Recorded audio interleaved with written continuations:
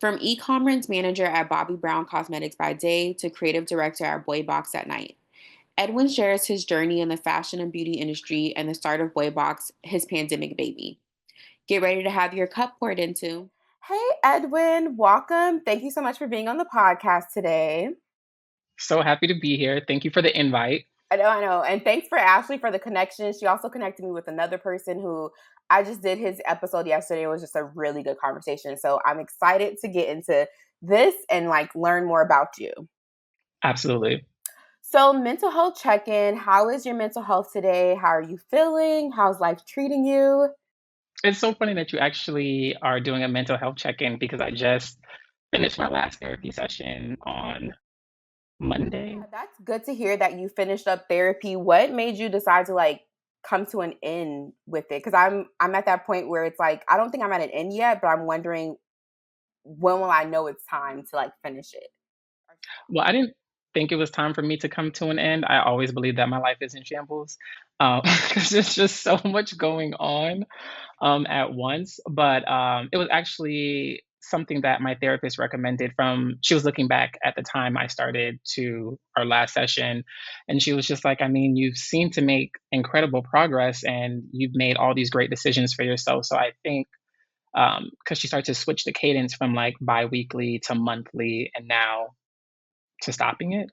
And then she was just like, I mean, if you feel otherwise, let me know and we can continue our sessions. But I was just like, no, you're right. Like, we've made such great progress. And I feel like I'm in such a better space from when I started. So we could end it. And that's what we did. We ended it. But of course, she still gave me, the option if anything came up, like to always, put some more time on her calendar and we can like always discuss those things. But as of right now, I'm no longer in therapy. So that's good. Well, I think that causes for a celebration. I That's a good thing. know. Because I feel like in the Black community, we're always talking about like going to therapy, but then it's like, okay, what does the end look like? Like, I never think of it, but that's good to hear. Like that day will hopefully come for me one day. No, absolutely. And I don't feel like therapy is something that people should commit themselves to for a lifetime. I mean, unless it's truly needed, because keep in mind, you go through different phases in your life. So you want to, help maneuver through that specific phase and not use your therapist as a clutch, or I should say crutch, sorry. Um, to like guide you through your entire life. So I think once I enter like a new phase and I may need some help or guidance, then I may get back in contact with her. But for the current phase I'm in, I feel like I'm in a very good space and like I can maneuver for the rest of this phase until something else pops up that I may not be prepared for. Yeah. And like you said, you don't need her as a clutch as of like right now, or you don't want to use therapy as a clutch for life. But like you said, once you maneuver to that next phase, and if you're like, okay, it's time to go back, you can always return to that or see if you can find other resources or things you can utilize as well. Absolutely. So let's get into it. Like I told you Ooh. before, before the call, I just love like learning about you, and I'm excited to learn more and to share with the listeners. Let's start from It's so semi. funny. You make me sound so interesting. You Like I, I don't think I'm interesting at all. So are. that's so great to hear. I think one thing I've been thinking about in my personal life is I would love to see myself through the lens of someone else, because I think for Hmm. those days when you're just like, what the fuck am I doing, or where is life going, or what have I accomplished, or just you're, I don't want to say you're second guessing yourself, but you're questioning it. I think this is like Yes. what the podcast is bringing to people, where they're like, wait, what? And I'm like, yeah, did you not Google yourself? Do you not know what you've done? So semi starting from the beginning, where did you grow up? What was life like for you, and what did you think your career aspirations would be when you were younger? Absolutely. So I was actually born in Miami, Florida, Opelika to be exact. Very urban if you've been there. I was raised in Miramar, Florida, which is not too far from Opelika, but a completely different vibe, very suburban. And born to two Haitian parents, Anid and Joseph. And I was raised very like Haitian American, on the cusp. So it was like a very Haitian household where like my parents would speak to me in English and I would respond back to them in Creole. I mean, they would speak to me in Creole and I would respond back to them in English. So it really didn't help my Creole skills because they're very choppy. Um, but either way, that was that. And yeah, And would you consider yourself first generation Haitian American, or are you second generation? oh no, second. Second, okay. Mhm. What high school did you go to? And in high school, what did you think your career aspirations would be at the time? Absolutely. So I went to high school in Fort Lauderdale. I went to a high school called Stranahan High School. If anybody is familiar, it's literally not a well known institution. At least I don't think so. When you think of schools in Broward County, it was actually a medical magnet school, and I did have aspirations of, beginning a career in the medical field since my mom was a neonatal nurse. So it was kind of like pushed onto me to go into like the medical field, and I had aspirations of becoming a cardiologist. So up until my sophomore year of college, I was a biology major, and I was determined to go to medical school.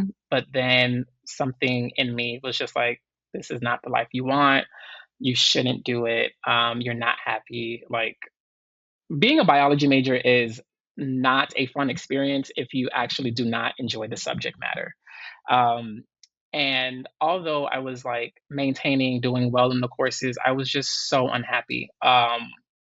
It was literally the worst experience I've ever had, like doing something not for myself, but to please somebody else, which at that time was my mother. Um, so the beginning of my junior year, I called my mom and I was just like, "Hey, I'm actually going to change my major." And then she was like, "Oh, to what?" In hopes that it would be something else in like the sciences. And I was just like, "Well, I'm actually going to change it to journalism." And she was just like, "Why would you do that? Like, what can you do with that? Like, there's no money in that." And I was just like, "But if you're passionate enough, you'll find a way to make the money." Like, I wasn't concerned at all. And then I changed my major, but at this time I had accumulated so many like science and math credits. I didn't want it to go to waste because I wanted to graduate on time. So I just had a concentration in statistics, and my main focus was journalism. That's so smart. And I Yeah, think I did PR, and to transfer over, I needed to take a statistics course anyway. So that was like the perfect way to utilize what you already had to get to what you needed to do to graduate on time, to your point. absolutely. And it's just like you can always use math. Like you need math anyway. And I'm so glad I kept that concentration because it's actually what I do to this day. So if I didn't have that to fall back on, I kind of would have been in a very tough place. Yeah, that was definitely a smart choice. And that also explains why we probably also never ran into each other, because you started off sciences. Funny enough, Mm-hmm. yeah, funny enough, I started Mhm. off a food science and human nutrition major. I wanted to be a health food inspector. Got to biology, and I was like, you know what? This isn't This ain't it. it. This Mm-mm, ain't it. mm-mm. Yeah, and I think to your point, you kind of touched on it, but do you feel like it was the pressures of making your family happy and your family not understanding that a life in a creative field can still bring you money while also bringing you happiness in the same breath? Yeah, it was. I don't wanna say my parents aren't creative, but it was very hard for them to see, like, how something that is not as how do I wanna say this? Something that doesn't have like a clear path, such as, medicine or law or engineering, something that doesn't have like, you go to school for this amount of time, then you go to this, and then you do an internship and you get a job, then it's like, bam, you'll make all this like money. Something that's not as clear and cut as that was very hard for my parents to wrap their head around. And I was just like, trust me, mom, like this is, and at this time I wanted to go into like fashion. So I wanted to be a fashion journalist. And I was just like, this is a $1 billion industry. I'll be fine. Like there's many ways to make money. Like I'm not concerned at all. Trust me. Um, and it took a while, but like I finally convinced her, and here we are. So you go from a biology major to journalism. What inspired that transition? Like, were you writing in high school? Were you writing when you started off in college? Like, what made you switch to fashion journalism? So, what made me switch to fashion journal? Well, keep in mind, UF doesn't have a fashion journalism program. So, I just went into journalism hoping that I could, make a concentration in fashion, or at least like magazine writing, which was a thing back then. So I always knew from a very young age that I wanted to do something creative. And then it finally developed into like fashion. Um, and then at one point in high school, I wanted to be a designer, but I was just like, "Ugh, I'm not that creative. Like, I can't come up with like different concepts and illustrations like in my brain. I can't do that. But I definitely can write about them. So then I had the idea of becoming like an editor in chief of a main fashion publication. And then I decided to pursue that, which is why I switched my major junior year. And at this time, it was also still a challenge because UF didn't offer like a fashion writing program.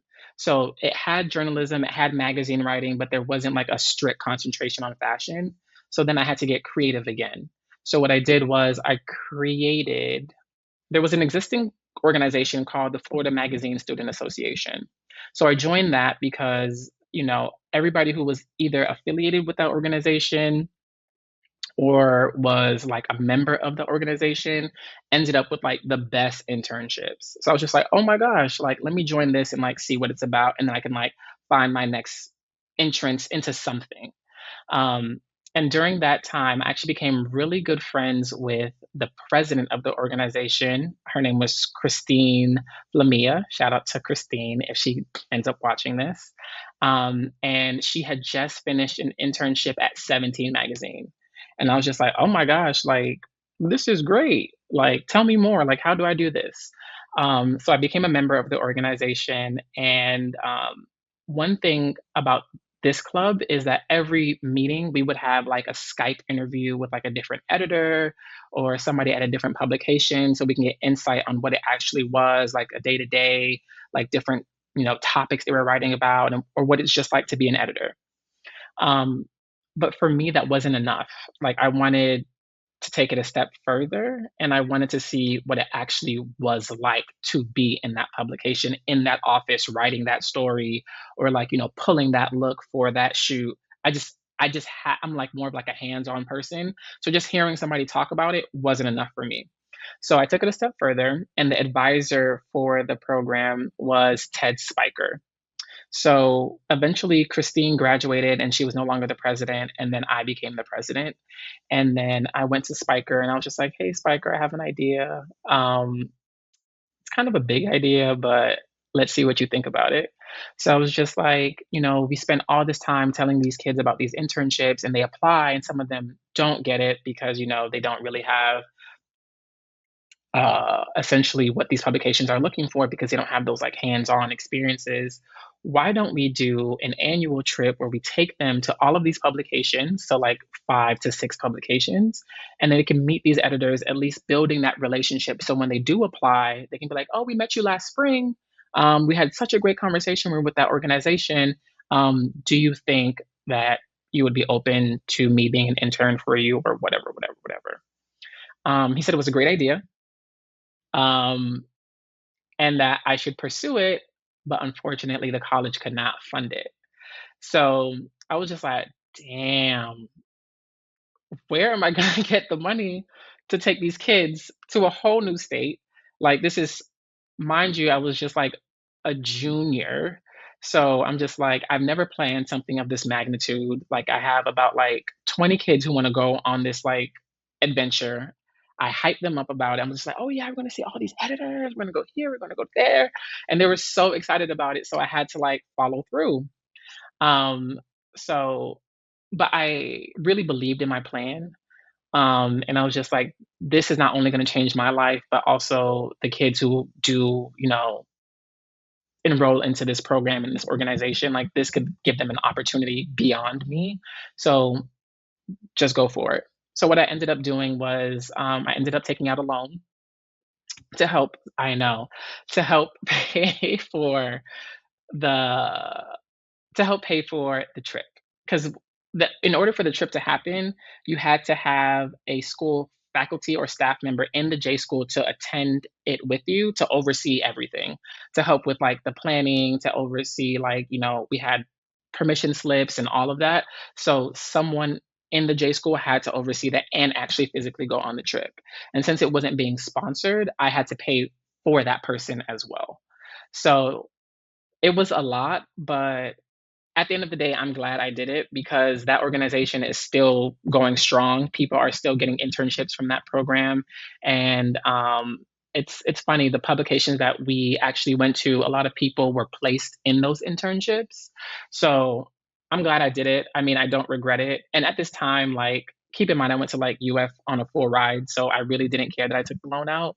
Um, but I'm just I'm just so grateful that I was able to do something for other people that actually benefited them. No, I definitely think the trip had a great ROI. This is another reason I wish we would have known each other. I was in PRSSA and we did a crowdfunding, which we'll get into your crowdfunding you did for your business, but we did a crowdfunding campaign called Fill the Bus so that way we can have people donate. Yes. Ah. So don't like I think what you did was still an amazing thing. And I Mhm. think that attested to like just how much you were passionate about you want to change the life, you want to change the future lives for yourself, but also the other students that wanted to go on this trip. So I think that just attests to just your passion, your leadership, and just like how dedicated you are. So I think that is just Yes. amazing. But what's crazy is the J school actually adopted a new program. Um, ooh, I don't wanna lie to you on what the name is, but when I saw it, I was just like, so it's basically a program, it's an incubator that takes the kids from UF and they bring them here, but it's primarily for kids who are in like PR and advertising and not so much journalism students. And it's a program that's recognized by the entire college. And they actually take them to these different like PR and ad agencies where they do like a big project. And at the end of that, I think it's like a 2-week time frame where they come to New York, they get a pitch, they work on the pitch, and they present the pitch. Um, and then, like, at the end of it, like, one of them wins something. I'm not sure what the something is. But it's definitely a program that I feel FMSA had an influence on because they weren't, prior to this, at least to my knowledge, taking students to New York to actually meet these agencies, meet these people, and give them an opportunity. So it's unofficial, but low key official that I feel like it had some type of influence and some type of impact, for them to actually adopt a larger program where students can, have the opportunity to actually meet all of these agencies and different like PR firms that they hear about and actually get come in contact with them. Yeah, I need to do my research because I actually am on the J School newsletter and I have not like heard of that trip yet. That sounds amazing. I love the idea of like Yeah, the pitch and they like compete against each other. I'm assuming to see who can come up with the best pitch. But I'm sure your program had definitely influence. Let's like low key, low key. Oh, definitely. One thing I wanted to touch on is the J School featured you after you graduated, and you said something that really stuck out to me, and I think you've kind of like talked over it over the last few minutes since we've been talking. You said most people believe that college is a time you're supposed to figure it out. But I feel like that is where I was misled. I feel like you don't actually figure it out until you leave college. College is a time to experiment and search for interests or passions. It could be difficult for some students to understand what it's like to graduate and shift their focus to working full time. A great way to get started on this transition is by interning in different fields to provide a better sense of various roles in different workplace cultures. You just now you said something where you were in biology, you switched to journalism, you were in the FMSA organization. The editors were coming on, I guess, like a Skype call, I think you said, Mhm. and they were talking to you, and you were like, okay, this is great, but I need to get out in the field. You sound like someone who's probably like more hands on. You can like Exactly. you can listen, you can take the feedback, but you need to be hands on experiencing it. What was your next step past taking the kids on the trip, you taking out the loan to take them on the trip. How did you continue on to get that next experience? Because I do actually, really quickly, let me touch on it. Being that I also went to UF, and I think like it's a very big, well-known thing in the J school. Is there are a lot of people who are into fashion and more of that Mhm. creative side. But because UF is big on the sciences, which I understand, there's Shands and there's so many other, or UF Health, I think it's called now. It's hard to get that fashion experience in Gainesville. There Right. are different like model associations or different ways you can, but it's nothing like New York or like a city that's actually has that fashion experience. So how did you take the next step to say, okay, I need to get this real life experience to know this is for sure what I want to do? And I think I kind of told you the story backwards. So before I took the kids to New York, I actually interned. So like I said, I met Christine, and Christine and Ted Spiker were very close because like he was the advisor for the organization at that time. And in Ted Spiker's past life, he was a magazine editor. He worked at Men's Health magazine. Um, which I later interned at. So how it went was I took essentially 2 semesters, not off, but I just physically wasn't on the campus. And I was interning those 2 semesters while taking classes online. So it was hectic, but I knew like I had to do it in order to, get the experience I need. So when I do graduate, I can hit the ground running, essentially. So thanks to Christine, that first internship that I got was also at 17. Christine worked in editorial, but I worked in fashion. So I worked in the fashion department. And then after 17, I went to like Cosmopolitan magazine. And then after that, I was just like, oh, I want to see like what men's fashion is like. So then I went to Men's Health magazine. And then after that, I went back to women's and I finished my internship experience at Marie Claire magazine. So I was all over the place essentially, but I just wanted to see like what was it like. And honestly, I've learned so much from all of those different internships because some had big departments, some had small departments, and in smaller publications, you do everything. So not only do you do like the styling for the photo shoot, but you also do like the editing, the writing, like you're pitching your own stories. Like at Men's Health, we did all of that. Like, and it's so funny because while I was interning at Men's Health, Christine actually was an editor there. So she got hired and I reported into Christine. It's so funny. And I love Christine so much. Um, so I was reporting into her, and she was like, "This is so surreal because literally last year I was in your position. I was the intern, but now I'm like the editor." Um, so at Men's Health, which was by far one of the best experiences because it gave you a holistic view of what it's like to actually be an editor at a smaller publication because we were pitching the stories. Then we had to come up with the styling concept. Then from the styling concept, we had to come up with like the actual article.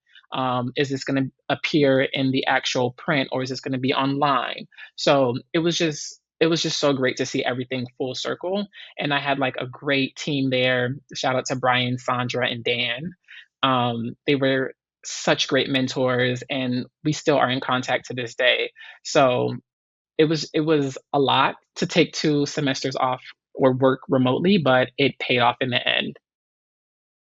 Oh yes, I think it has for you. Definitely paid off. And I just want to say I think you're very like wise beyond your years. I don't want to like put down other people or say like, other people aren't as ambitious. I think like to take that year to go to New York and really like New York is a eat or die type of city. It can eat you alive. And I think like you doing that and really just getting that first hand on experience while still finishing your classes was Yeah. amazing. What would your advice be to someone who is in your similar situation? They're in a school or a town like Gainesville Mhm. and they want that hands-on experience, but they may not have um the financial resources to make that happen. Absolutely. So one thing I would say, and I guess it was just I always had something to prove. And the reason I always had something to prove is because my biggest cheerleader, who was supposed to be my mom, didn't believe in what I was trying to do. So I had to prove it to her that I can make it, I can do this. Like I won't need I won't need your support to do this. I know I can make it happen. So having that in my mindset, like you have to make it, you have to make it, you can't fail, you can't fail, you can't fail. It was like the biggest motivator for me, like from even to this day. Eh, Like I don't think I convinced my mom that like I'm doing well for myself up until like last year. Which is wild, and I'm pretty sure we'll get a little deeper into that. But I would say the biggest thing to anyone who is like in a situation where they're either in a space that is not cultivating any of the ideas that they want to pursue, or there aren't, programs, you know, designed for what you want to do, take it as a stepping stone. Use that to get you to the next spot, to get you to the next place. Like you can literally build something out of nothing, which is what I did. Like, yes, you have had the foundation for the journalism program, but I use that to help me get to fashion. And I mean, there still isn't a fashion program at UF, but hopefully I can make it big and then come back and invest into like making a fashion program at the University of Florida. Um, but definitely, I would say just use whatever resources that are currently at your fingertips to catapult you to the next thing. Don't like get discouraged or say like there's not something here for me, so I think I should just like hang it up. You should definitely use that as motivation to help you get to your next step. And I think if you have actually did have some type of like fashion focused program, I think that would just influx the amount of students that actually transferred or joined the J school, because Absolutely. it would I know so many people in the J school who wanted to do something fashion or in the creative field, and the way that the programs within the J school like journalism are evolving and changing in real time, and PR is changing. I think would just be a great addition to the program. Absolutely. I agree too. The journalism field, and I think anything within the entertainment, I'm in PR, so Mhm. anything within those like advertising fields, some people go in and they start making like great money. Some people start and they're working their way up to making that good money. Yeah. And I think like in those moments you're like, okay, I gotta like be within my means and like stick with my budget. And it's like, okay, how long is this gonna last? Because I want a champagne taste with a beer budget here, and I want to No, live the champagne absolutely. life. So how are you able to just keep yourself like motivated and pushing forward, and for yourself, knowing that this will all work out? I just have to keep pushing forward. Like mama's side a little bit, but also remembering like, oh shit, maybe she was right. Like, how are you pushing yourself forward? No, I do want to say this because if my mom does watch this video, I don't want her to think I'm hating on her. No, no, Yeah, mom, we're my not hating mom. on you. We're not hating. So I do want to make this very clear. Although my mom didn't understand the bigger picture or the vision that I had for myself, she was supportive where it counted. So she may not have been as verbally supportive as I wanted her to be, but if I needed funds for something like, "Hey, it's a little shaky, I might need you to do something right quick." She always came through. Like, for example, when I moved to New York to intern, I had to and this is when internships were unpaid. So she had to like float me some cash to like and keep in mind I was here for a whole year. So she was like funding all of like my living expenses, like my apartment, and God bless that woman to be honest. So so she definitely was supportive in that aspect. It just took her a bit more time to be like verbally supportive because she didn't understand what the bigger picture was. And in times where, like, for example, when I graduated from UF, like I graduated April 16th, and I believe I moved to New York April 20th with no job, nothing lined up. I was just like, oh, I'm gonna make it. Like, y'all can't tell me anything different. I'm gonna make it. And thank God I did because if because it would have been a sadder story if I came with something else. Um, but essentially, what I did to get myself afloat was I still had all those connections from when I interned. So people were looking out for me from then. When I was just like, "Hey, I'm moving to New York. Do you have any openings? Is there anything that I can do?" That's why I say it's always so important to intern, intern, intern, and then try to make authentic connections with people. Like, don't do it because, you're just seeking an opportunity or you're trying to use them as a stepping stone. Yes, I mean, in the grand scheme of things, we all are opportunists at our core. Like, everybody is seeking something, but try to make like a genuine connection with the people because you never know um, how that relationship can flourish. Like, you never know. They could just be a great person that ends up being your support system. And that's somebody that you essentially can lean on and they can lean on you. So always try to make authentic networking relationships is what I say. And that's what I tried to do when I was interning. And it literally paid off because everybody that I connected with, it wasn't more so like, I need you to get me a job. It was more just so like, how are you doing? Like, how are your kids? Like, wh- you just bought a house. Like, tell me about that. So, and keep in mind, these people were much older than I was. But it was just great to like have authentic conversations with people who I consider to be my mentors because they've been through it. They knew what it was like. They were in my shoes. So they knew what it was like to graduate and not have something lined up immediately after and having to like work a retail job until you could like figure it out. So just having that perspective also kept me focused because it was just like, okay, they also went through this. So this is not something that's solely isolated to you. Don't like be discouraged or give up because, this is just like something that you'll get over and eventually you'll figure it out, which is what I did. So how it went essentially was when I first moved to New York, I had to get like a retail job because there was nothing open. I think there was currently like a hiring freeze in editorial or like all magazines. So like it was just hard for me to get a job.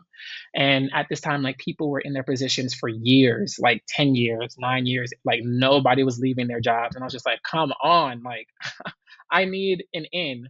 So I had to work a retail job. And then eventually, what I started to do was I assisted a celebrity stylist.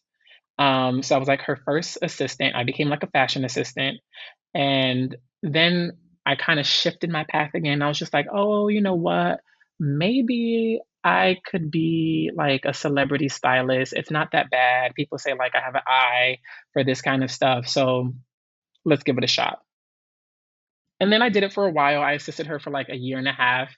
And at this time, I mean, it was decent money. I was like, I was able to pay my bills. I was able to go out, see friends. So like it was decent money. Obviously, mom was still on my back, like, if you were in medicine, this wouldn't be an issue. Like, you could have been a nurse like me and been making X, Y, and Z. And I was just like, but that's not what I want to do. So I assisted her for a year and a half. And then by the end of that, I realized, you know what? I actually don't want to do this whole styling thing. Um, and this is where my concentration in statistics came in. I was just like, editorials still like there's still no openings. Like I haven't found a way in back into magazines. And at this point, I was just like, I really don't want to become an editor because I found out what editors were really making. And I was just like, all of this work for this doesn't make sense to me, at least. So I was just like, don't do it. Um, and luckily, me just going through all of these different like opportunities and jobs and people, like I just, at this time, I was just so eager to like be in the city and to meet people and learn that I just had like a very like positive and genuine energy. So people would like gravitate towards me. And I just, started talking to people and I just made all of these relationships like at different brands and stuff. So that later came into play. Um, but at the end of my styling career, if you want to call it that, I was just like, let me tap into this like statistics and see what I can do. And I was just like, you know what? I really want to hop into, this is where digital was like really booming. So I was just like, let me hop into the e-commerce space. Let me see what that's all about. And I got my first job as an e-commerce assistant at Saks Fifth Avenue.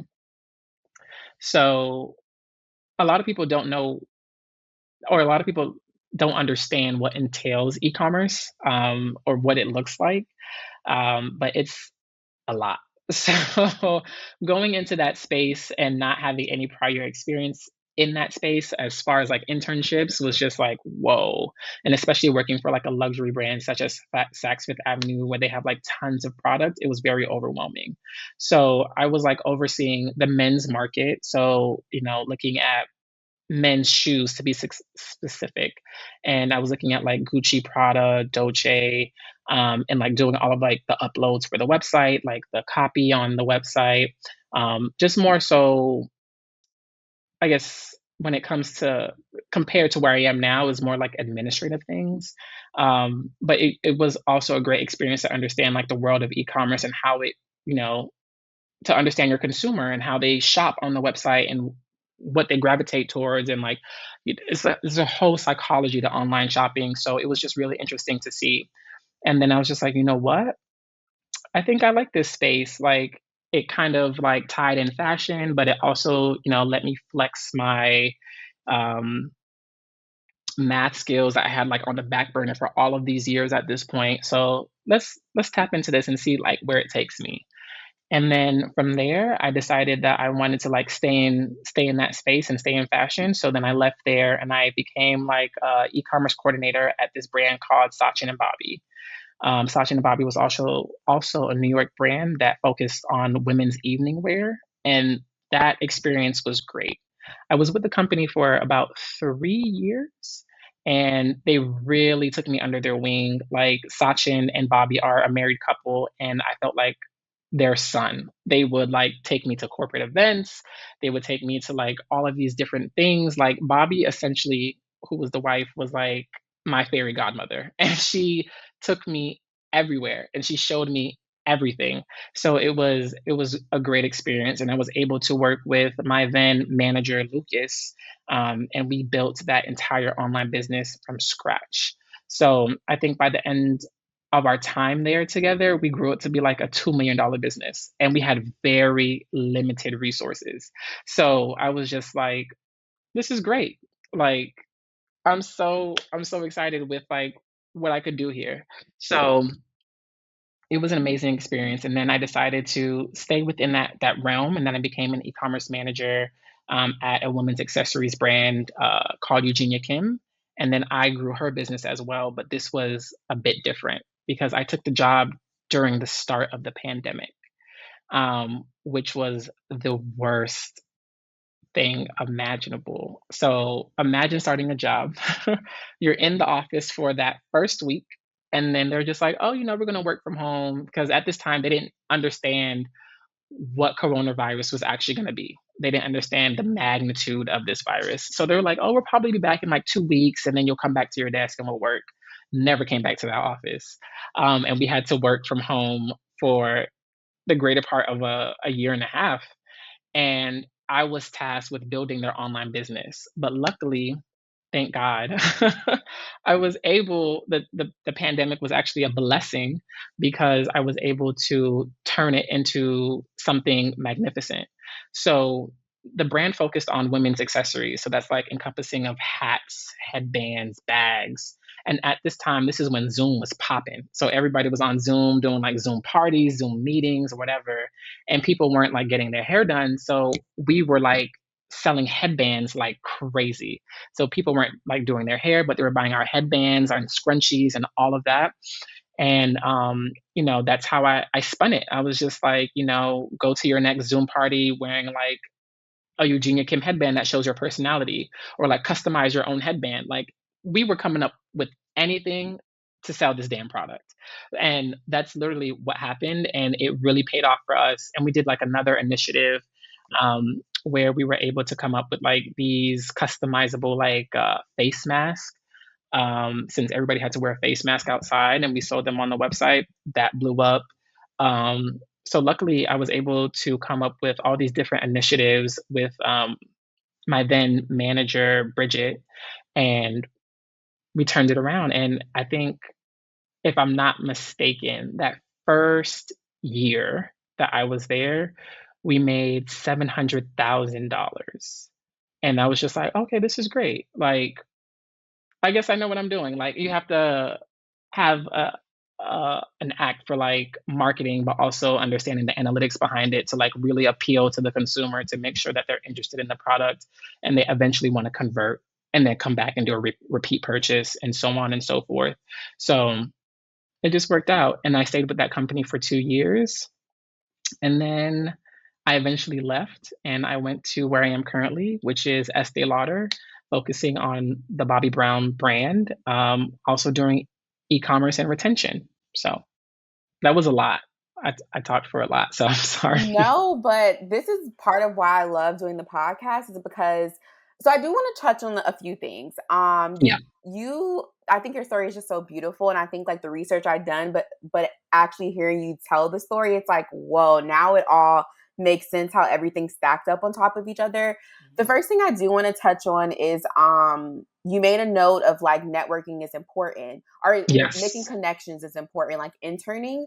And I want to add to that, being in the industry like journalism, PR, advertising, and also being in the fashion industry, it is a small industry. So you Hmm. never know like who you're going to work with, which to your example, you worked with, is it Christine or Christina? Christine. Christine. Christine. You worked with Christine at UF, then you ended up interning at 17 and she ended up being your direct report. So you never know like the impressions you can have on people and like I go back and forth with should you burn bridges, should you not? I think like it's like it depends on the situation and do what's best for you. But in this industry, you never know when Yeah, someone's gonna turn back around and you're like working with them, you're under them, you're over them, or whatever the case may be. So exactly. I just want to put that out there. It's Um, also interesting that you say that because Issa Rae once said something about how people tend to network up instead of like network with the people around them. So people are always just like, oh, let me network with somebody who's like in a higher position or who's like a director or, who can like actually take me from here to there. But to that point, you never know like who around you has like an opportunity coming up, has an opportunity or like has something coming up or in the works that could, also ultimately affect you. So you shouldn't like, disregard your colleagues or like your counterparts because you never know. Like I had no clue Christine would have been my boss. No clue. And um thank God I just love Christine so much and like we still like speak to this day. So you just never know. It's always just important to like make authentic connections with people. That's all I can stress. Just make sure they're authentic and you're not only seeking something from someone. That's easy for like people to like weed out. Like if you're only seeking something from them, I mean, nobody's gonna remember someone that's always like hitting them up like, hey, do you have an opportunity for me? Like, hey, do you have a job opening? Or hey, do you but somebody remembers like somebody who's genuinely interested in their life and what they have going on or if they're congratulating them on like, their next achievement. People remember those kind of things and tend to forget people who only need something from them. no, I definitely agree because I think to your point, like people want to help in this industry. I feel like people Hmm. want to help people, and it's one of those situations, especially with the pandemic. You just never know. Like, it's not that people don't want to help you; it's just you never know what could be going on in their like life or work life. So it's like just none of the opportunities will come. And I think if you look back at it, you're stepping back from biology to go to the J school journalism, and then you still minoring in statistics. You didn't know that statistics would have came into hand for you in the future and you were able to just advance your career even further for that. So it's like Absolutely. you never know when a person you meet may be able to help you in the future and it's like, oh yeah, I remember you took me on a trip to the magazine school or you took me on the magazine trip, now I want to help you here. So Hmm. you really never know where the connections can come into play. Another thing I want to touch on is the Caribbean parents. The reason why I talk on that is because my dad's side is Bahamian descent, but I think Okay. like growing up somewhere like Miami, where for me, I was around like a lot of Haitians and or I just knew like a lot of people within the Caribbean culture. And I went to Turner Tech. So like my high school, Okay. yeah, I went to Turner Tech. So my high school, a lot of the Haitian girls were in nursing or like our nursing academy. And it was because of a similar story to your mom. Their parents were in that field and that's what they Hmm. knew would be the reliable income. And I think like our generation being millennials, we were the first generation to kind of like okay, mom, I know I said I was going to do this, but I kind of am going to go this way. And I think it's a challenge even for myself where it's like, I try to do this to my friends all the time where it's like, well, what's next? What are you doing? What's the plan? What's next? It's like, I don't know. I'm just figuring it out. And I think that's sometimes the beauty in it is that you don't know what's going to be next, especially in a field like fashion and PR, for me at least. I don't know what's going to be next, but everything has been better than what I've experienced before. And I want you to see that with your career. I think like every time you talk, I'm like, whoa, he was doing this and it's like this and then that. And then now you're at Bobby Brown. I'm like, oh my God, this is like amazing. So I think like that's what the beauty of our career is, or our field is that you don't know what's next. So enjoy. I saw a TikTok earlier, and the TikTok, the guy was like at the bench waiting for the bus stop, and he's like, I can't see what's like what happened, where the cars are coming from, and I can't see where they're going. So I might as well just look at what's happening right now. And it's like Hmm. your life, like just enjoy this moment because Exactly. it's never gonna come back again. So yeah, so I think like your journey has just been beautiful. So that's why I always ask a lot of my guests who are Caribbean background or like maybe they're African, where you know you're kind of encouraged to take more of a sciencey or more of a reliable career path is how do you one start that conversation with your parent of I'm going to actually go the creative route and a route that I'm going to make money. I don't know when, but it's going to come. So I think it's just like a beautiful path. And then the last thing I wanted to say is you built the business during the pandemic. You guys were able to like find a way to still like make that happen. Especially a lot of people were shopping during the pandemic. That was the main thing. Yes, So how was that process for you? Like you were still somewhat new to e-commerce, but I feel like Sachin and Bobby really gave you that really good experience. So they how was did. that experience for you during the pandemic? I'm sure you're like you're also confused like what's happening, what's going on, and then like managing your own mental health and just your own livelihood. How was that process like? So it was a lot. Uh, the pandemic added an extra layer, but I also, when I stepped into this manager role at Eugenia Kim, I had the biggest case of like imposter syndrome. I was just like, oh my gosh, am I actually, good enough to like step into a manager role? Like, is this, something that I can actually like succeed in? Did I take on too much too soon? Because keep in mind, prior to that, I was like a coordinator and I just like worked my way up at Sachin and Bobby, and then I eventually left and then took on this new position. So I was just like, should I have stayed another year before like I took on something as big as this? But it was actually the perfect opportunity because I feel like there's no other way to learn something than to throw yourself at it. That's like the best opportunity. And some people either sink or swim. And I was able to like swim, thank God. So luckily I came from the luxury space, so stepping from one luxury company to another company, it wasn't that much of a shock. Like the price points I understood, like appealing to that certain customer I understood. It was just more so we're currently in a state of uncertainty, like people don't know if they're going to have a job tomorrow because businesses are closing left and right. How can I still entice people to open their wallets and buy something as unnecessary as a headband? I mean, like, people are literally fighting for their lives, but I'm trying to sell you something that's non-essential, such as a headband. So in that moment, I was dealing with imposter syndrome. I kind of felt like I was being reckless because I'm sitting here like working for a company that sells non-essential products to people who literally are fighting for their lives and dealing with other things. But I'm just like, at the end of the day, I have a job to do too. So I was dealing with that. And then this was also like the height of BLM. And the CEO of the company had some allegations against her with like BLM and all of that. So, and it was actually crazy because at the time in the company, there were only two Black people that worked there. So it sounded a mess. Like everything was just like a mess. So people were coming to like our Instagram, like saying all these crazy things like, oh, don't shop here. The CEOs are racist, da da da da. And we were just like, oh my gosh. Like, could you not? Like, we get it, you're upset, but also you have to keep in mind for the two black people who do work here, if they don't shop with us, we lose our jobs, we don't get a paycheck, and now we out on the street.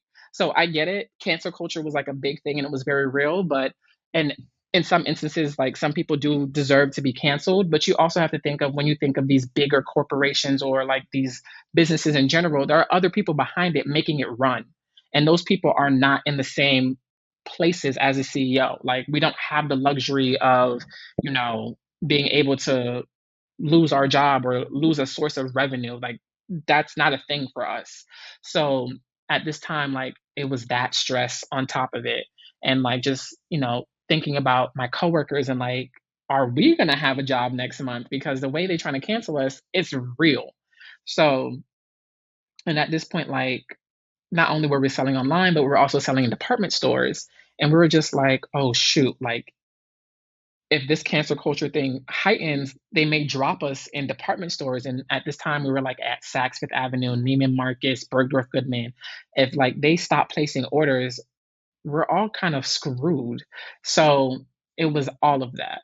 But then I had to like, you know, take one for the team and essentially start showcasing myself on the social. Um, and in a way, when I look back at it, some people could say it seemed like performative in a way, but at this point in my mind, it was more of like a survival technique. Like we have to do something so people understand that you're not taking down this woman alone. You're going to take us all down, and we're all going to be out with like nowhere to go. So, you know, we had to start, you know, getting creative in how we send out our marketing to let people know that like it's not only her, it's us. And we're, you know, sometimes the power behind the big machine. So it was like all of those different stresses. And I was like talking to like my friends about it, like, do you guys think I should leave? Like, do I like, am I crazy for doing something like this? Like, um, it was just like a lot of pressure. And like I feel like that time frame was when like my mental was like the absolute worst. Because there was just so many things going on and like, you know, people were like, because my parents are a lot older, so I was just like, if they get, you know, coronavirus, like what is that going to be like? Um, so it was just so much going on during that time frame, but luckily like I still powered through and we were able to like make the best of that year. Yeah, I think that's such a tough conversation with the CEO and like their viewpoints on certain situations. I think it's like taking a step further. The president, or not the president we have now, but the president we had before. It's like Hmm. just because the president we had before may feel a certain way doesn't mean the rest of America feels this way. So it's like um it sucks with what cancel culture can do. I do Yeah. believe that bullying works, but I think sometimes we have to like think before we act on like what is the bigger result on these things. I'm so happy that you were able to like figure out how to get through that time. Yeah. And I hope that wasn't the reason why you may have left the company, whatever the reason was. That's No, an I aside. actually enjoyed that position and like my coworkers. And although cancel culture was real and like they had so many things to say against the CEO, me and her, I've never experienced that with her. Like she's never said anything directly that directly to me that was racist. So I never had that experience with her. So I can't like speak to that. Um, but so I just want to say that because I never like experienced that with her. She hasn't said anything that either made me directly feel uncomfortable or made me feel like I didn't belong or she was like, you know, discriminating against me. Um, so if anything, I'm still grateful to her for the opportunity that she gave me. Um, so, but yeah, cancel culture during that time was definitely real and a lot of businesses closed because of it. I So know. And I do just want to say, I think one thing I hope that social media changes. So I say this all the time, Twitter is my favorite social media platform. I do think that sometimes, especially they may come for me for this, but Black Twitter, I think that one week we can all like love a person and then the next week we're tearing them down. And I think Mm, we have to, it's even like jobs. I tell everybody, like, whenever I'm looking for a job, my goal isn't to 100% love this job. It's like an 80%. No job, no person, no thing is going to be 100% perfect. So, what are yeah, like my 80% that makes it worth it? And I think it's the deciding factor of, okay, what am I not willing to stand up with or put up with? And if that is the case where the 20% outweigh the 80, then okay, I have to leave. And like you said, you didn't have that experience. So sometimes it just, it gets a little real, but it it does. does. But switching gears a little bit, you are now at Bobby Brown. I If I'm am. not mistaken, you are an assistant manager. So, Okay. drum roll. Actually, on Thursday, I got promoted to manager of Bobby Brown North America e-commerce. Okay. So, Okay. But let me. LinkedIn will be updated soon. But no, yeah, I've been with Bobby Brown Cosmetics now for a year and 8 months. So it was great. I clearly made enough of an impact to get promoted after a year and 8 months. But yeah, Congrats. I thank love, you. like I said, it's continuous, that like building blocks of your career. I think that Hmm. is just amazing.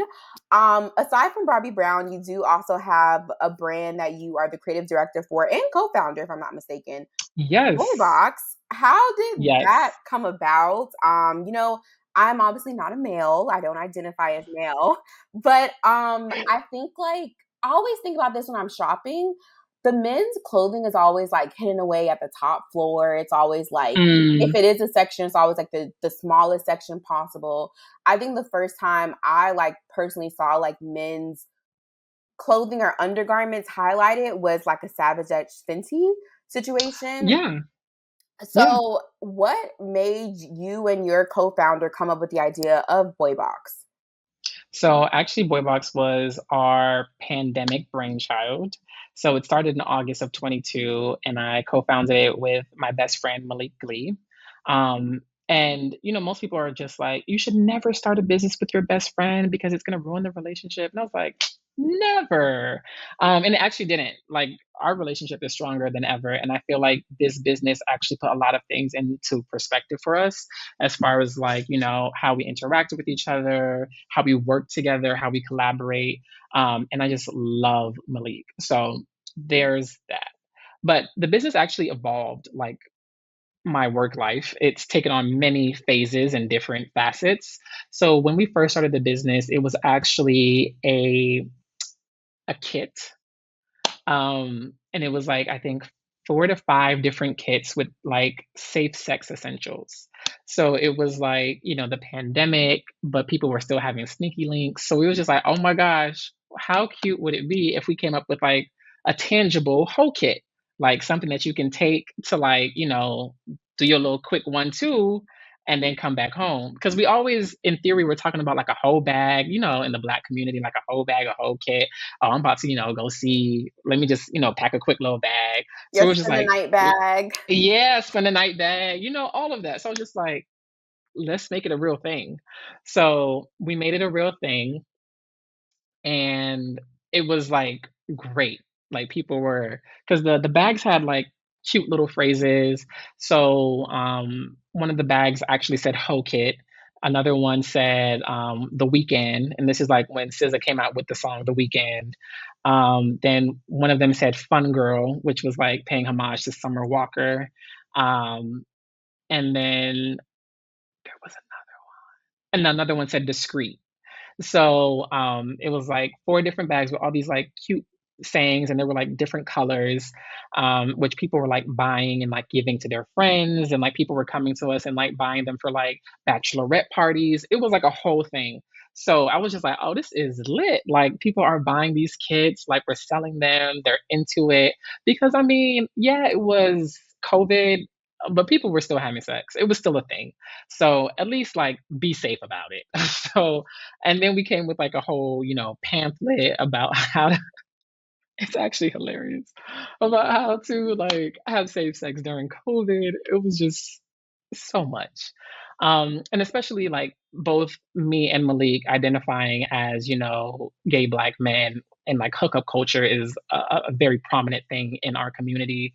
We're just like, at least we can like offer some type of like resource or tool that we feel comfortable for people to use during COVID, especially if they're going to still be doing it like it's their B day, like at least be safe about it. So that happened. Then we were selling through. Then we got picked up and we were put on a platform called the Fluid Project, which was like a wider platform for us. And we were able to sell across the nation. So we like expanded outside of our four walls of like DC, Miami, Atlanta, California. And we were able to sell like nationwide, which was great. But then after that, I like looked at Malik and I was just like, okay, how are we going to grow this? Like, what's the next thing? Like, we came out with these kids, people love the kids, but like, what's the next product? Because once they get all four kids, like, what else are they going to do? Like, how are we going to stay relevant? And then he was just like, I don't know. Like, we could then become, like a subscription box with like sex toys. And I was just like, okay, that's not a bad idea. Like, it's still COVID. People, aren't, going out and doing this. And sometimes they feel uncomfortable going into sex shops and getting this. So like we can curate boxes and they can like, get like on a monthly basis a different surprise and toys and all this other stuff. So we started doing the research for that. Then we're just like, you know what? We don't want to do this. This is not like, cause like we're not sexual being like we're sexual beings, but it just wasn't like something that we really wanted to do full time and like invest all of this energy and like all these resources. I was just like, I get it, I get it, but I don't. So I was just like, I don't want to do this. Let's pivot in a way that's like more natural and organic to us. Like we both love underwear. We love how we feel when we put on like a good fitting pair of underwear. And at this time, like my body was changing. Like I was stick skinny. From the time I left college to like the pandemic, I weighed like 140 pounds and I was like 5'11", skinny. So at this time, like the pandemic was changing my body. I was picking up weight and like my underwear just no longer were comfortable. So I was just like, you know what? Let's do this. And like Malik was in alignment. And then he was just like, yeah, we should definitely do this. Like, I love different underwear, like different fabrics. I like, how it looks and how it feels. And then we pivoted. So a year and a half after we launched the kits, we pivoted into underwear. And it was so funny that the name actually was still able to stick because Boy Box is actually a pun because it was supposed, or it is a subscription box, but it's also a play on like a man's butt. So like Boy Box. So the name was still able to stick and we kept the name and then we just started doing our research on underwear and then the company grew into be a men's underwear subscription brand. Okay, now that all makes sense. Like I told you, I did my research, but now everything just makes more sense as you explain it. So is that why I don't know if you would consider this like a part of your mission statement, but on your website it says at Boybox we offer a fresh perspective on how the male body is viewed. Is that why Yes. that's okay? That makes sense now because I do feel like sometimes men, women, um, when you get in the bedroom, women tend to be the Hmm. ones who are like self-conscious, like, oh my God, my like fupa or like my tummy. I don't want him to Hmm. but then I wonder like, do men have those same insecurities where it's like, oh shit, like I They don't want do. okay. But we Let's also wanted get into it. to, because every time we look, and we were doing extensive research to make sure, like, because there's thousands of underwear brands. So how was our brand going to be different? Especially us being like the new kid on the block, what was going to distinguish us? Outside of like the actual quality and fit, like how was the marketing going to tell a different story? So, and this is like at a time where basically every underwear company had the same type of model. And it was like kind of disgusting to look at because they were all commercially beautiful. They all showed like fit bodies. They all showed like, that racially ambiguous model. Like it was annoying to see. And we were just like, we want to give our consumer like something relatable, but also in every marketing that we deploy, we want it to be something that isn't the universal beauty standard. Like you're not gonna find like solely guys who have like fit bodies and six packs in our campaigns. Like these are real people, and we don't even actually hire real models. We use like real people off of the street to be in our campaigns who just happen to be photogenic. So it works out that way, but that's essentially what that phrase means. Like we want to change how people view what it means to be sexy or what it means to be like beautiful. Because people don't look like that for real. Like, I mean, some people do, but there's more people who are not deemed commercially beautiful than there are people who are. So that's essentially what that line represented at the time. No, yeah, and I definitely do agree with that. And I think another thing that allows your underwear brand this to set yourself apart from the other underwear brands is your color options. They're all these like the baby blue is like my favorite. I feel like, guys, they hate getting that present from their mom of underwear. It's like I Hmm. would feel kind of like, okay, let me buy this for my man because this is like nice underwear that I can't wait to like, see him in eventually versus like Exactly. those dark gray underwears are like So boring. yes, it's so boring. So it's like a little like, okay, if his pants sag a little bit, I wouldn't mind seeing this. Um, so being that you started this brand August 2020, you also Mhm. had just started working at your company as well. Was it no, it wasn't Sachin and Bobby at the time. It was At this point, I was at Eugenia Kim. thank you. You were at Eugenia Kim. How Hmm. was that building two brands online during the pandemic? We got to go back to that question now. I know it was a lot. So, and it was a lot because since I was like a few months in on this new job, I obviously couldn't let them know I was like working on my own side project. It was too soon. I didn't know them like that. I didn't know how they would react to hear that I was like doing my own side projects. Although, the avenues were completely different, women's accessories versus like men's underwear, two different avenues, two different consumers. So there really wouldn't have been a conflict of interest. But it was just like, you never know how people may react. They could be like, well, you're distracted. We need somebody who's focused. So I had to keep it a secret for a while before I eventually said anything or like, brought it up to people. Um, but it was a lot. I definitely would say that a lot of my focus and energy went into like my full-time job, and like Boybox kind of came secondary because I needed that income to support Boybox. It was very expensive to like start, incorporating a business, then getting like the resources and the materials and getting things custom developed. So I needed the income to support that because everything up until recently has been self-funded. Um, so yes, but luckily it all worked out. I had a co-founder, and we split all of the costs down the middle, so that was great. Um, but now I solely run the business by myself, so it's been a lot, but it works out. And speaking of, you guys started off, like you said, spinning the funding down the. Actually, let me go back a little bit. I can Hmm. attest to that. I actually had to leave a contract role because I started it, and I also started like some side projects on the side. It can be a lot. It's a lot to juggle for me. I wasn't swimming. I sunk, and Okay. yeah, I did, and I think I just learned a lot. I'm learning to get comfortable with those moments of like life lessons. I don't want to say mistakes, but just like experiences where it's like, okay, this happened, it didn't work out well. If this were to happen again, what would you do differently?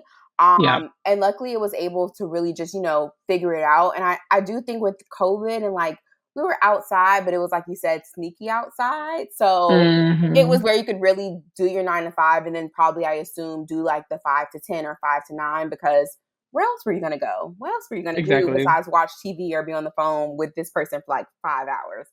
So you like you said, you and your co-founder at the time, you guys were splitting the cost down the middle. However, to take it to the next level, you did start to do a crowdfunding campaign.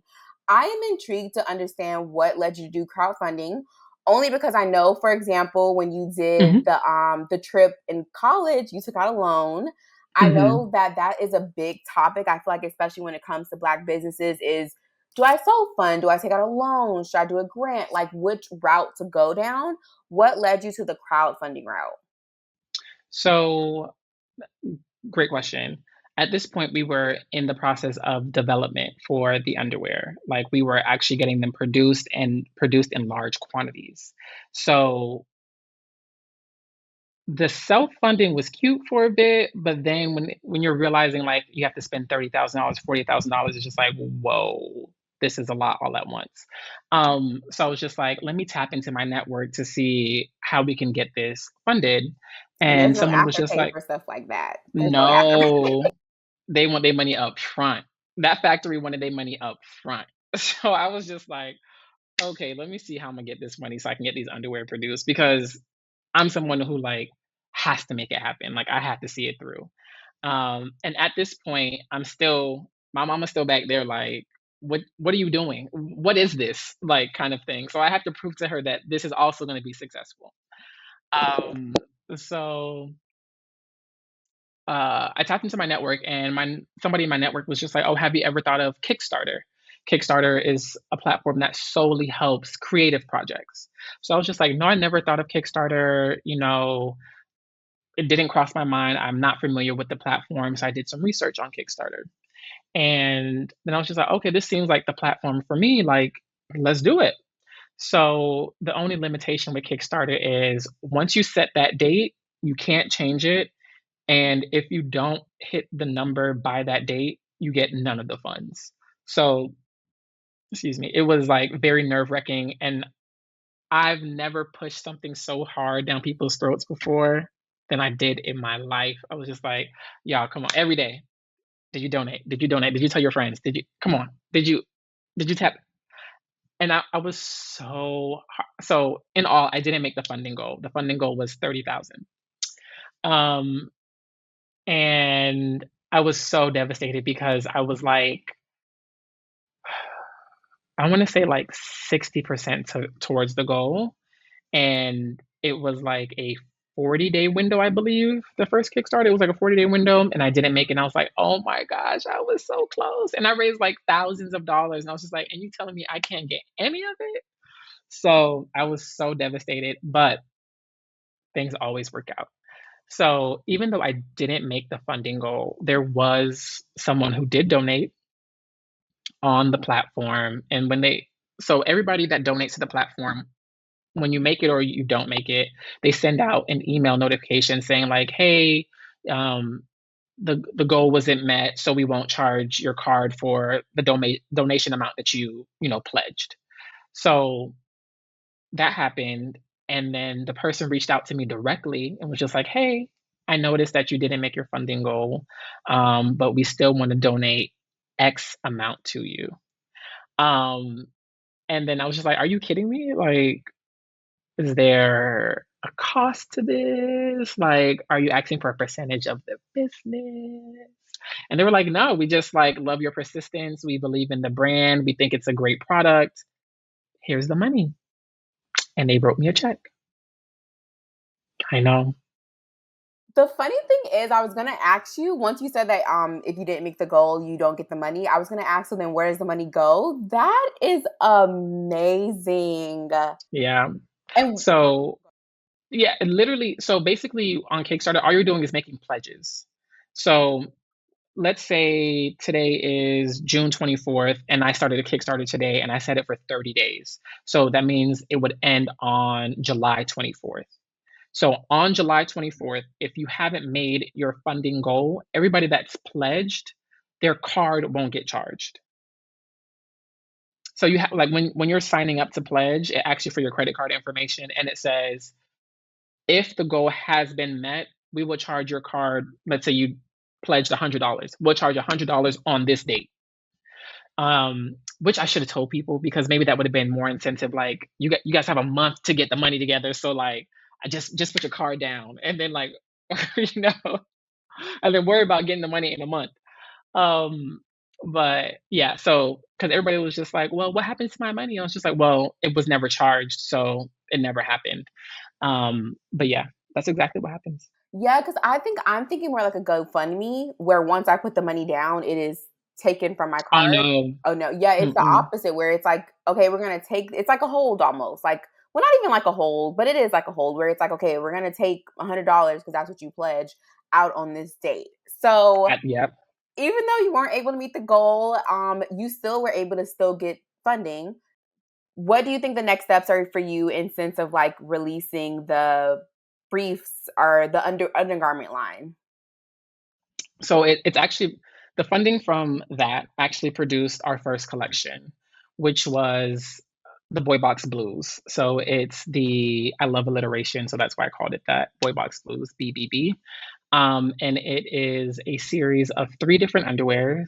So like a jock strap, a brief, and a boxer brief in three different shades of blue. And we released it in January of this year. So production came in November 2022, and then we released it in January with that amazing campaign with like those beautiful Black people that I love so much, who are all not models, with the exception of one. Um, just all photogenic people with great personalities. So we released it in January 2023, and actually, August 2023 is our 3 year anniversary of the business overall, and we're doing our first pop up shop in New York. So that is something that is now stressing me out. I did not understand everything that went into making a successful pop up shop, but I just don't want it to be like a shopping experience. I want it to be a bit more experiential. So we're incorporating a lot of tech and different elements in here to make it something that people can like walk away with and remember. Okay, I can't wait for this. I will definitely I be in know. attendance once this Oh, happens. you And have to. I'm coming. It's already decided. So I love this. I'm excited to see where the brand like grows and goes from here. I think, like I told you before, I think I would buy this for my significant other or Hmm. just a male person in my life because I think the briefs are amazing. Um, how do you make time for work, yourself, and Boy Box, and really just make sure you're taking care of your mental health? I know when we started off the conversation, you said that you had just ended therapy, but what are Yes. other ways that you take care of your mental health and self care?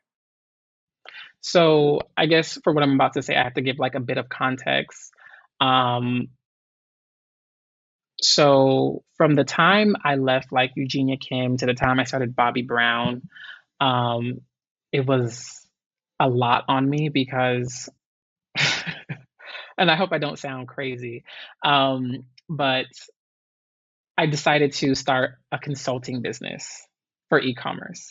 So although I left Eugenia Kim, I picked them up as a client consulting, which was great because that extra money really helped support Boybox and all of its initiatives. And just like me in general. And this is when I finally got my mom on board, which is why I said up until last year is when my mom started to believe I can like do stuff for myself. The consulting gig was like the nice little icing on the cake because at this point, like from Boy Box, my full time role at Bobby Brown, and the consulting gig, without throwing out figures, I was raking in a lot of money, like money I didn't know what to do with or how to spend it. So that finally like made it click for my mom, like, "Oh, okay, I like this for you." And I was like, I like it for me too. So I was doing that. But although I was reaping so many benefits financially, I was stressed, which is why I started therapy. I was like overwhelmed. I was like burnt out because I was like, essentially working full time for two different jobs, even though I was like consulting for one, but like still going above and beyond for that client. And then at this point, my job didn't know I was consulting. So and they probably don't know until they watch this video, but it's fine because I'm not consulting anymore. Um, But also, he but was doing it all, and you guys still promoted him. So, like, he's a star student. Like, please, I don't want to mess up the bag. this was just like, I feel like there's nobody that works harder than a Caribbean man. So, like, if it's somebody who's gonna have three jobs, it's gonna be somebody who's Caribbean. Bag. So, um, So I had to get into therapy because between Boy Box, the consultancy, and my full-time job, I was like running myself ragged on top of like trying to maintain a social life and a romantic like relationship. It was just too much, and I didn't know how to either communicate how I was feeling or just like unload.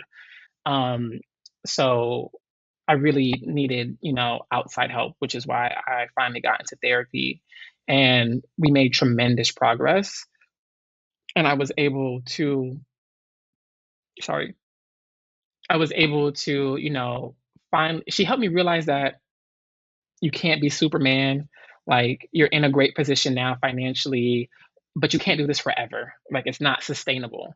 So I made a commitment to myself, like, I'll do this consultancy for like a year and a half, which is what I did. I was just like, during this time, you have to save as much as you can because you don't know when an opportunity like this can come back around for you. And I'm not sure. Like, I'm not sure if I'll start consulting again or not. Um, but yeah, so she was just like, and that's the only way you can get your like, mental back on track because if you keep going like this, you're eventually going to kill yourself from like putting yourself in all these different directions, trying to like, appeal to all these different people and like not putting time for yourself first. So that's eventually how I was able to like, take this consultancy thing off of my plate, which was taking up like a lot of my time. I wasn't like, I was working on the weekends. Like, people would be like, oh my gosh, let's go to brunch. And I'm like, I can't, I'm working. And they're like, but it's Saturday. And I'm like, I know. So that I eventually took off my plate, and then I stopped, overextending myself. Like, I started doing everything, but not like crazy. Like, I wasn't doing like too much. And then I started to like, prioritize myself a bit, like, setting boundaries. One of the biggest things my current boss has, made it very important to me or emphasized in my life was that you have to set boundaries. Like, even with me, like, if I'm sending you a message at 9 o'clock at night, don't respond back to me. Like, you're not working. Don't you dare like feel obligated to respond back to that email or that text message or that Teams message. Like, don't do it. And she's like, and I'll understand that because I understand like you need to set boundaries for yourself in order to maintain some type of balance. And boundaries was one of the hardest lessons for me to learn because one of my faults is that I'm a people pleaser. I love to, make sure that people are either happy with my performance or just happy with me in general. So I'm always just like, okay, no, it's fine. I'll do it. Um, like, I'll never forget this. Like, it was a holiday, and my boss was just like, "Hey, you know, I need you to change this right now." And I was just like, "But it's a holiday. Like, I don't I don't want to." But the people pleaser in me, I was just like, "Okay, let's do it." And we literally sat on the phone, I think it was like an hour until it was completed. And I was just like, I mean, it is what it is. But also, in the world of e-commerce, things are ever changing. And it was like during like Black Friday. So I really didn't have a choice, to be honest. So, which was like another thing that was taking a toll on me because e-commerce, like, our website is open 24/7. So anything can happen at any given moment. It's not like a retail location where there's set hours. Like, people are shopping at 1 o'clock in the morning, 3 o'clock in the afternoon, 12 o'clock, whenever. Like, people are on the platform, and the worst about it is like they're coming from everywhere, from the nation, international. They're shopping on this one website, so you never know what problems you could face or encounter. But at the end of the day, it's still just a job, and something that I had to always tell myself is just like, you're just selling makeup. You're not saving lives. So even though I do take my job very seriously and I do understand the magnitude of it, but just for my own mental health, like, it's just makeup. We're not curing cancer. So, you know, I just have to keep that in mind as I go forward in my career and in life, not to take things too seriously. And that's how I'm going to maintain like the balance with like my mental health. I love that. I think that's a tagline across the industry. Mine is I'm in PR, not ER. So it's like Mhm. this is definitely an emergency, but it's not like that big of an emergency. Like we're not the world isn't gonna end because of this. Exactly. I think sometimes it's a hard part with being in these fields. I've been in the beauty industry for so long where it's like guys, we're just selling shampoo and conditioner, like Mhm. it's just hair care products. But I same as you, I don't want it to seem like I don't have a sense of urgency, but it's also like myself, it's also my sense of urgency where I have to take care of myself. And even in my Exactly. last contract role, I kind of lost myself trying to like to your point, be a people pleaser to so many people and like get so much done that I'm like, okay, time to take time for myself and like refine myself again. Um, Talking about your people pleasing, you have been in a lot of high end and luxury roles. And I Mhm. think you kind of attest to this in one of the roles you had where you were one of two Black people in the company. Do you think that your people pleasing comes from being a Black man and even a Caribbean man at that, where there's not a lot of people that look like you in these roles and you don't want to mess it up for the next person that comes in the door behind you? Do you think that it's like sometimes what may cause that people pleasing, or is that just like maybe just something that you embody just because of the level of perfection that you may hold yourself to? Absolutely. I mean, and that phrase always comes back to me where they're like, you have to work twice as hard just to be half as good. And I literally took that saying to heart. Even like when I was like interning, I was like, staying there until like 10 o'clock at night, 11 o'clock at night, just to like let them know that I was like worth the opportunity. Like I'm worth the chance. Like give me a chance. Like, if you were to hire me full time, like this is the same level of dedication that you would get from me. And that has actually like stayed with me throughout my career. Like you have to go twice as hard. Especially like in fashion, like you have to keep in mind most of these people who work in like the fashion industry, they either marry well or they come from like really wealthy like backgrounds. So like this is just something cute to do. Um, Whereas like other people like me, like this is my livelihood. This is like how I plan on supporting myself. So I have no choice but to succeed because there is no plan B. There is no, well, if they let me go today, I can like fall back on my husband's money or I can like fall back on my familial, wealth. That's not a thing. Like, so I really, try to prove my worth through my dedication, like what I could offer, what I was bringing to the table.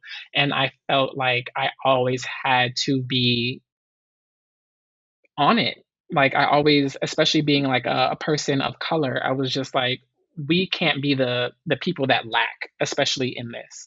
Like if our white counterparts do that, that's unfortunate. That's on them. But us two right here, oh, we got to make it shake. Like we have to be like the strongest standing, and that's what I've been telling myself ever since. I definitely agree with everything you just said. I definitely think that that's just the mindset of being just a Black person in Mhm. any field, but especially when it comes to a field like this where we're usually like the one of the few that are in the industry. You just always want to put your best foot forward.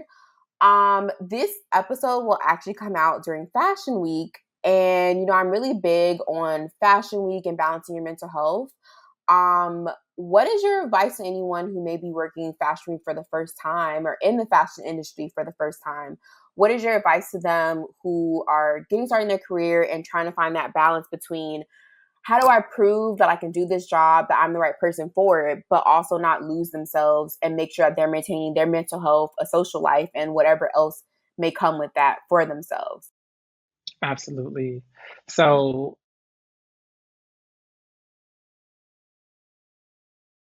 that is a great question, and the reason I say that is because fashion is very intimidating, especially like the different personalities that you encounter. Um, it's just like you're walking into a space where people could either be intentionally mean to you unnecessarily, or they could be like the sweetest person in the world, and it's great and like rainbows and unicorns. So one thing that I had to learn quickly is that I can't change who I am just to fit into this demographic. Like if they can't rock with me like the way I am, then I'm just not meant to fit in and I will fit in somewhere else.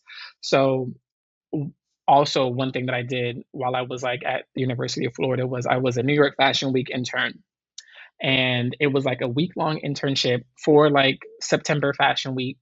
I did it twice. I did it for September Fashion Week and February Fashion Week.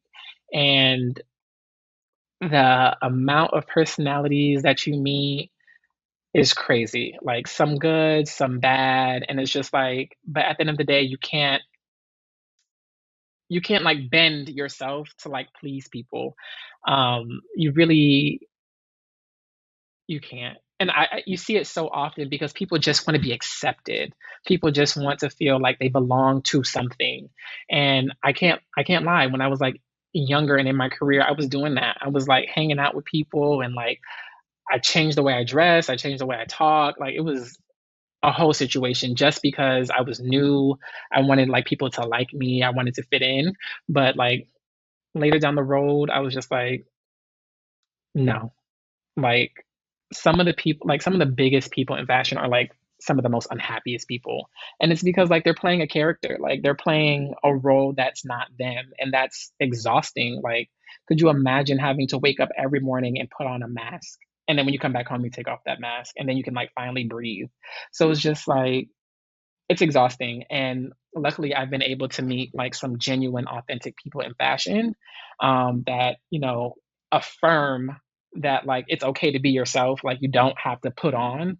But then again, you run into like some people in fashion like who lose themselves and like forget that they're black and do all of this other foolishness and like are deliberately mean to other black people. So it's just like a whole situation, but all I can say is that just make sure that you're always true to yourself. And at the end of the day, you can be proud of what you did.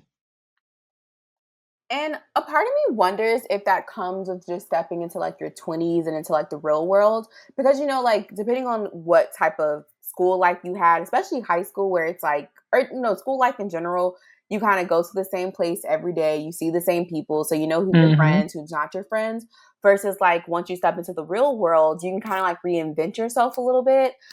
Yeah. College, you can reinvent yourself there, but in a sense, you kind of do see the somewhat of the same people, but the real world, especially a place like New York, you may never see a person ever again.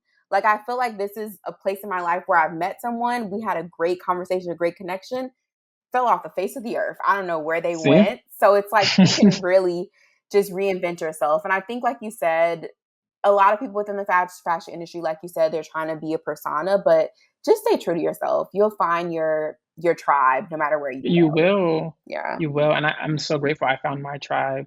It took a few years, but like I finally find people that I can connect with on like a genuine level. Like we're friends outside of work. Like we kiki over text messages, like Instagram DM. Like these are like my real friends. So it takes a while for you to find like your right setting and like your core group. But I rather it take a while than being miserable in a group of people that I can't be my authentic self around. So, yeah, I agree. I definitely agree. So as we wrap up, I just want to ask a few fun questions. sure. The first one is, who are designers that you look up to? So, there are a Or even people few. within the fashion industry. It doesn't have to necessarily be designers, just anyone in the fashion industry that maybe inspires your fashion or you just love seeing their sense of fashion. Yes. So, as far as like brands or like houses, I really, really, really love like the work that mm, like the work of JW Anderson, who's also like the creative director of Loewe. I love that aesthetic, the use of his like materials and like when you have like something from Loewe, especially like a bag is like handcrafted. So like the craftsmanship is always like superb. So I really look up to that, which is some of those aspects I take and put into my own personal business where I want to make sure like the quality is always superb. I look at like all of the stitching. I want to make sure that the fit is perfect. The fabrics that we're using is like top tier. And I get most of that from like the Loewe brand because you can look at a bag from Loewe, which is what I did when I purchased mine, and like I look at every stitch. I look at like how it was crafted, what like how it was assembled, and all of that. So I would say not only JW Anderson the brand, but also like Loewe the brand. Um, Another brand but person that I do also look up to just for like their entrepreneurship and like how they were able to build themselves up from nothing to like this big entity is basically Christopher John Rogers. So he is like a big fashion person here who's like taking the fashion industry by storm. And I legitimately love his story and I love his brand. His point of view is very unique when it comes to garments and how he dresses like the female form. So, and he just seems like a authentic, genuine person that literally is taking it day by day and embracing every moment. And that's one thing that I hope to do and be as I like grow in my career and like grow in Boy Box that, I'm able to, deliver a product that people can resonate with, but also take it in slowly like, wow, I'm really changing the lives of people who actually wear the product. So yeah, I would say those two are like the big influences. And then what is your favorite fashion trends at the moment? Or what's a staple piece in your fashion collection? Like what's something that you always grab for? That's another I'm like, question. what is trending now? I I don't mean, I don't even know what's trending. Um, so the recent Louis Vuitton collection that Pharrell came out mhm. with, I feel like he brought back like monogram with them.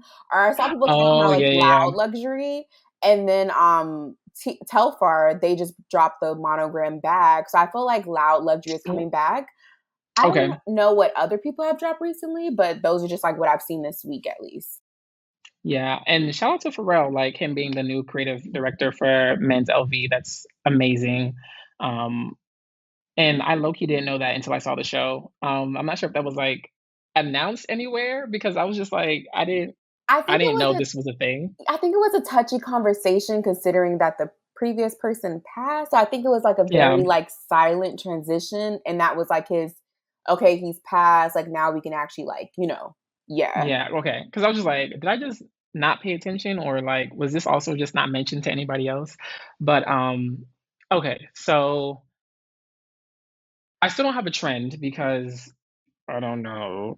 But going back to your second question of like what's a staple that's in my closet, very much so a minimalist. So I never try to do too much. I always want to look like clean and sharp. So one thing that you'll always find in my closet are like at least 6 to 7 white button downs. They're all the same. They're literally all the same. But I always have like a white button down because I feel like it's the staple to anything. You can dress it down, dress it up, and I just always have that. I love that. So it's at least when one or a couple are dirty, you still have at least one that you can still put on. I know you definitely need like a few because one can get dingy or like one could like just not work for that. So yeah. I get it, don't worry. I thoroughly love this conversation. I was already excited going into it. Like, ooh, I just can't wait to like just learn more. And my cup has been filled. I'm excited to Oh release this episode and just like have other people listen to like just what you've been able to accomplish and hopefully follow your journey to just continue to see what more you will accomplish. Is there any questions that I didn't ask or anything that you want to say before we end? no, I think this was like a very robust conversation. Like I actually low key despise talking about myself. So I'm just like, no, I don't want to say anything else. No, no, no. But no, I think this was like a very robust conversation. We like hit on at least a lot of the key points, like growing up to like college to like post college and where I am. So I feel like we touched on everything, at least everything that I feel like is essential. And what I will say is, for anyone that does want to follow you on social channels and also Boybox, what are your personal social handles, but also the social handles for Boybox as well? Absolutely. So my personal handle on Instagram is just my name, Edwin Exaus, Exaus EXAUS. And then for Boybox, it is at subscribe Boybox.